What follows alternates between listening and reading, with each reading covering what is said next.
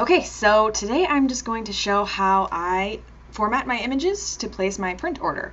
So I will have a job that I have completed in Lightroom. I have selected 30 images plus a before shot, and I've done all of the final editing, including converting anything to black and white and also doing all of the final crops. And all of the images have been cropped using the Develop module in Lightroom, and the crop tool I make the ratio 7:10.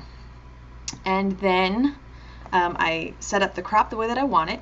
And keep in mind that the print itself is going to cover up a little bit around the perimeter, so you want to have it slightly backed up or, further away than what you really want the crop to look like.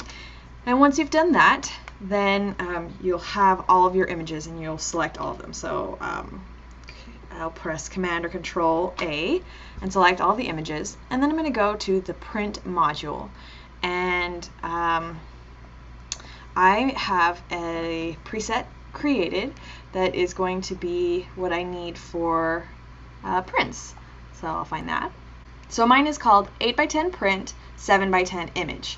Now what that means is that the entire print itself is 8:10, and that the image is actually slightly larger than 7:10, but it's very close.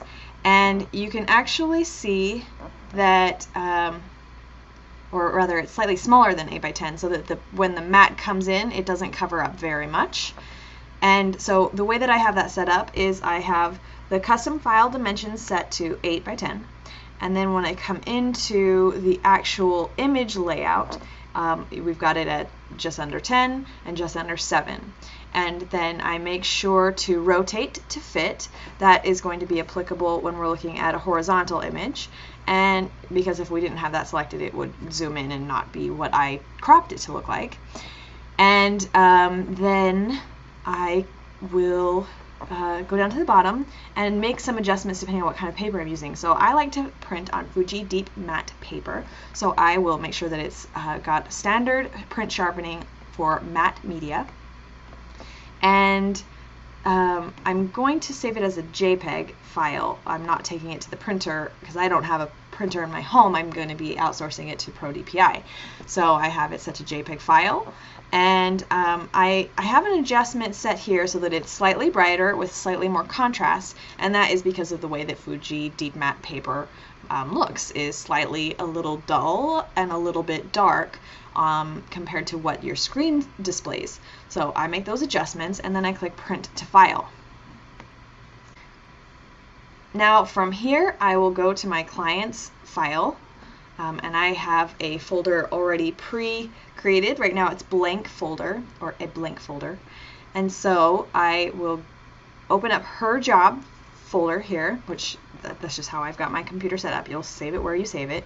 And I just put it in this folder called Print Order. And once it's selected, I will create a name for the job, and for me it'll be the client's name.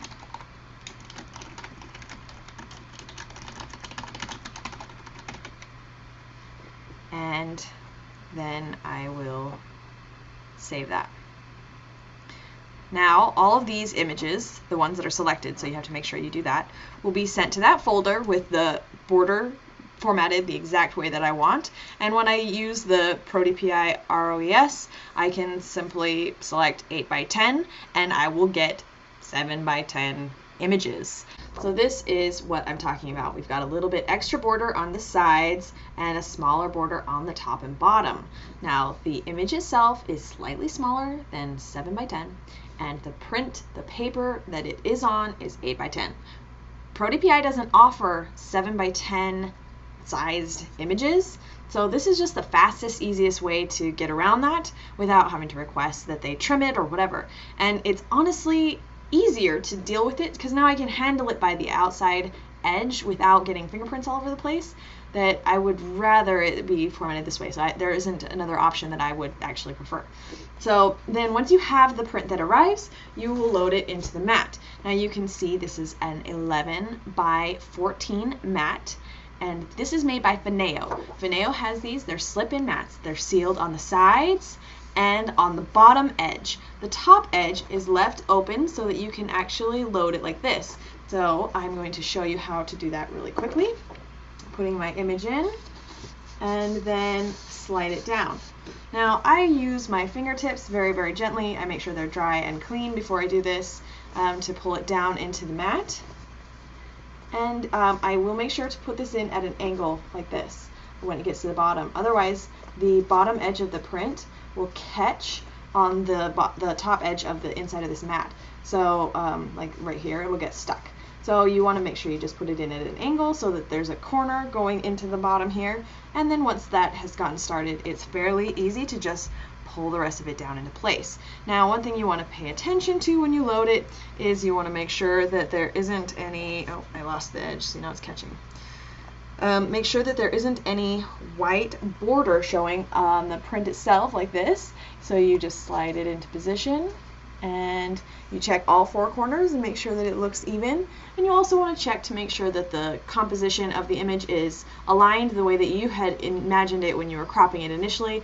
Like I feel like it's showing a little bit too little of the top of her head, so I'll go right to the edge of that white border. And now that is the print. So as you can see, because these mats have that slide-in capability, if I end up, my client doesn't purchase this particular image and I want to reuse this mat, it's very straightforward to just slide it up out of the mat and reuse the mat. Now, if I have my client who decides to purchase the image, what I need to do instead of removing the print is to actually put a little piece of tape right here at the back edge of the print itself. So just one little double-sided sticky tape from the scrapbooking store so that it is a acid-free kind of tape or adhesive, and that will just allow it to, I will slide it back into place. It won't stick until I have it ready the way that I want, and then I just push a little bit of pressure right here where the tape was going to be. And now that print won't slide around when it falls or anything like this. You can see it just slid there because I don't actually have tape. But that is why I do it that way. And then my clients don't call me and say, hey, my picture is sliding around on my mat, what do I do? And that is a little bit of an overview. So you can see the inside of this mat, it says that it's 7 by 10 and it's designed for a 7 by 10 print. But what it really is 6.5 on this edge by 9.5. on this edge. Okay, that's the actual dimensions I have measured. And then the actual mat itself on the outside is 11 by 14. And that is the size of the boxes that I order from Fineo. They are portfolio boxes designed to hold these matted, mounted prints. Now, Fineo offers 2 depths in their standard sizes for the portfolio boxes. The shallower depth is about 2 inches and it will hold a maximum of 18 prints with mats from Fineo, and then they have the larger size, which is about 4 inches, and that one will hold up to 25 matted mounted prints from Fineo using Fineo's mats. If you try to mix brands, you will find that the numbers are slightly variable to how many you can fit in the box. And I think that that is all of the questions that I have been getting. So again, I order my prints from Pro DPI and I use the Fuji Deep Matte paper, 8 by 10 size prints that have been formatted to actually be closer to 7 by 10. Now I do want to show you a mock-up of the difference between a 7 by 10 and an 8 by 10. This is a question that gets asked a lot.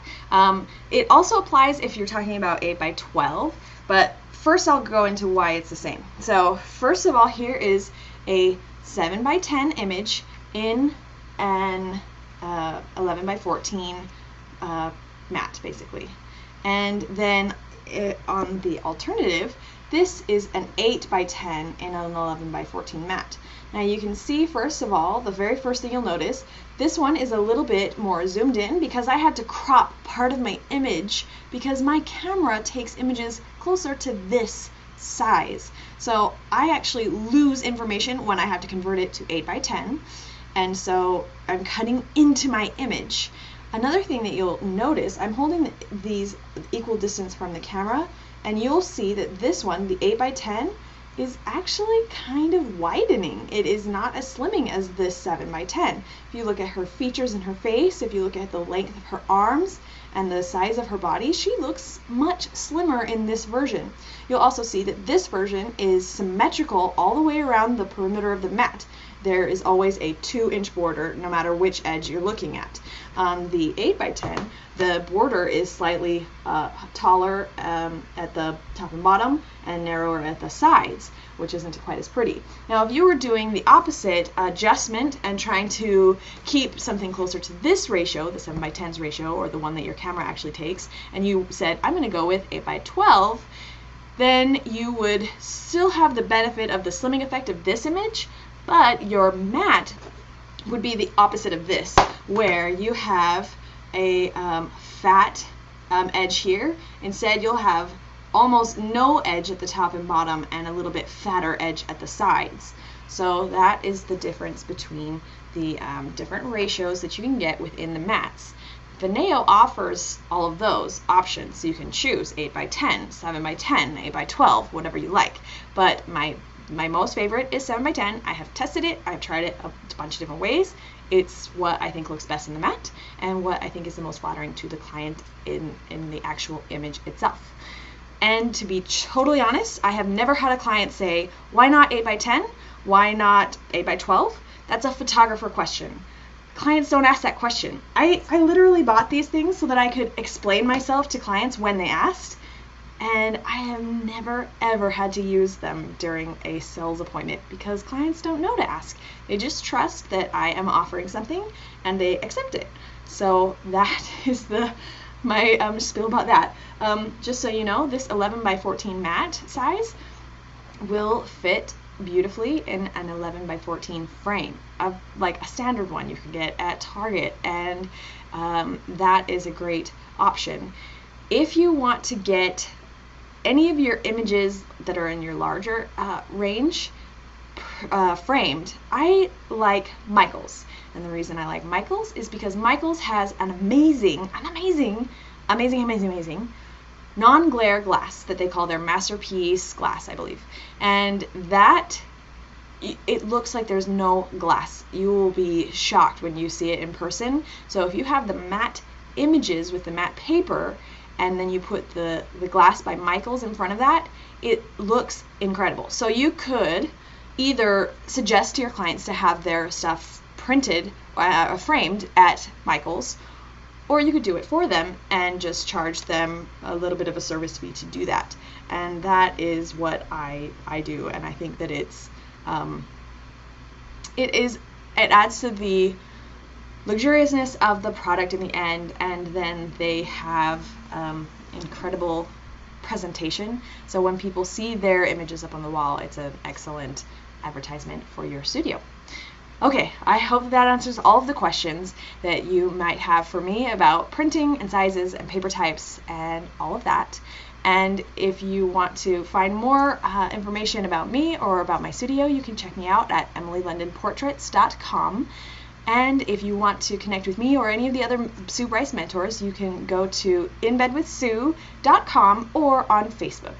And if you're not already in that Facebook group, I suggest you request to enter. It's a private group for photographers, and it's amazing, super supportive, great resource. And I also highly recommend Sue Bryce's new educational website at SueBryce.com or inbedwithsue.com, and I hope I will see you there.